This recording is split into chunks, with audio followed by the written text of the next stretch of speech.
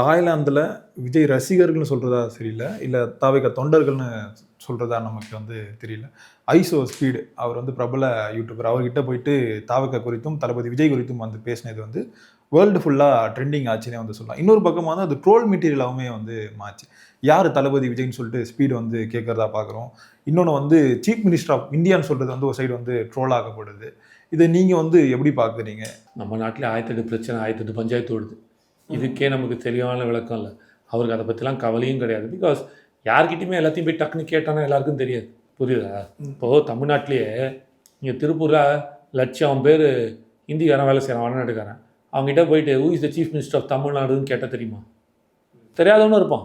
புரியுதா? அப்போ என்னடா என் நாட்டில் உட்காந்துன்னு, என்னோட மாநிலத்தில் உட்காந்துன்னு, என் மண்ணில் இருந்து என் முதலமைச்சரத்தில் அவனை கோவப்பட முடியாது. அவன் ஒரு கேள்வி கேட்டானா அந்த கேள்வி என்கிட்ட பதில் நான் என்ன பண்ணுவேன்?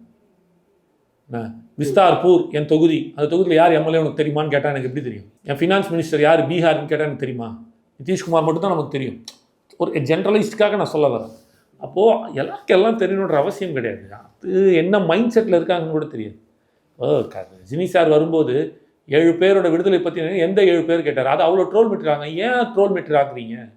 அவர் என்ன மைண்ட் செட்டில் இருந்தார், எங்கே போயிட்டு வராரு, என்ன யோசனை இருக்காரே தெரியாதுல்ல.